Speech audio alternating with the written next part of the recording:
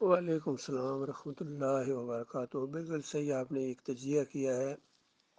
میں اسی کی تائید میں ذرا کچھ اور باتیں بھی آپ کے سامنے لاؤں۔ ڈاکٹر عثمانی رحمۃ اللہ علیہ یہ کہتے تھے کہ دیکھو، اگر بات تمہاری صحیح ہے لیکن طریقہ ٹھیک نہیں ہے تب بھی تمہیں کامیابی نہیں ملے گی۔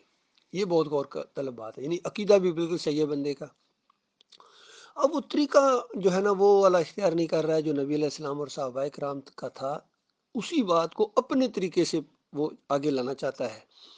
تو اصل میں یہ گویا یہ بندہ کہہ رہا ہے کہ یہ اللہ کے رسول صلی اللہ علیہ وآلہ وسلم اور صحابہ سے بھی زیادہ حکیم ہے، بلکہ اللہ سے بھی زیادہ حکیم ہے، کیونکہ اللہ نے تو پابند کر دیا، بریکٹ کے اندر بند کر دیا کہ نبی علیہ السلام کا طریقہ اور صحابہ کرام کا طریقہ چلے گا۔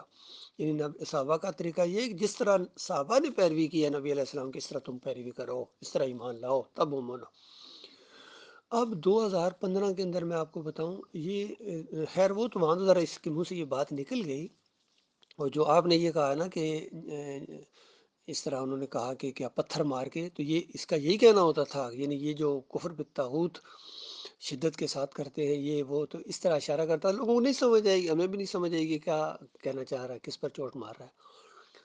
تو جب اس نے 2015 کے اندر آ کے یہ الفاظ بولے تو مجھے اسی وقت حیرانگی ہوئی، اندازہ لگائی یہ بات اس نے کیا کہہ دی ہے کہ تبلیغی جماعت والوں کی طرح، تبلیغی جماعت والوں ناظمین کی میٹنگ اجتماع میں جو ان کے لیے تربیتی پروگرام تھا، اندازہ لگے گویا سارے ناظمین کو یہ تربیت دے کے بھیج رہا ہے کہ پورے پاکستان میں دعوت ایمان عقیدے کی پھیلاؤ، تبلیغی جماعت والوں کی طرح توحید پھیلاؤ۔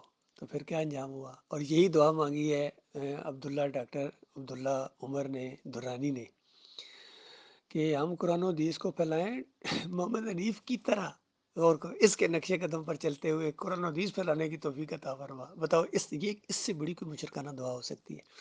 اور شیطانی دعا اور انتہائی جاہلیت والی دعا، یہ تو بالکل ایسی ہے۔ اگر کوئی بندہ کہ دعا مانگی کہ یا اللہ ہمیں جماعت اسلامی والوں کی طرح قرآن و حدیث پھیلانے کی توفیق عطا فرما، تو کیسے یہ پھیلاؤ گے بتاؤ؟ پھر تو تمہیں الیکشن میں آنا پڑے گا، پھر تمہیں کفر شرک بھی کرنا پڑے گا۔ نہ بابا نہ، اگر اس طرح دعا مانگو کہ یا اللہ اس طرح توحید پھیلانے کی توفیق عطا فرما جس طرح صحابہ کرام نے پھیلائی ہے یا نبی علیہ السلام نے پھیلائی ہے، سارے انبیاء نے پھیلائی ہے، تو یہ بالکل مومنانہ دعا ہوگی۔ یہ مسئلہ ہے۔